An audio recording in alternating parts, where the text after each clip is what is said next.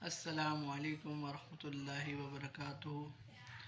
मैं हूं अब्दुल्ला शाह। आज पीएसएल का चौथा मैच सुबह में हुआ और शानदार मैच था।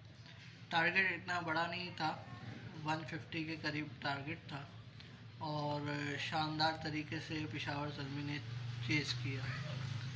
लेकिन आज कोयटा जो कि विनिंग टीम रह चुकी है पिछले इवेंट में, वो आज जो है ऐसे उन्होंने फील्डिंग की जैसे कोई नए प्लेयर्स हों। चैम्पियन बन चुकी हुई कोयटा की आज की फील्डिंग देखकर थोड़ा सा अफसोस हुआ।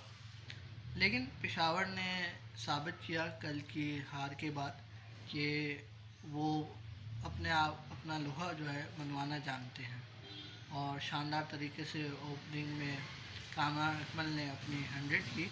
लेकिन वही बात, 100 करने के बाद जो है उन्होंने एक ऐसा शॉट खेला जिस पर वो आउट हो गए। कामरान अकमल साहब 90 पर खेल रहे थे तो उनका कैच भी ड्रॉप हुआ। खैर, क्रिकेट है, हार जीत का हिस्सा होता है। देखते हैं, अभी तो स्टार्टिंग मैचेस हैं।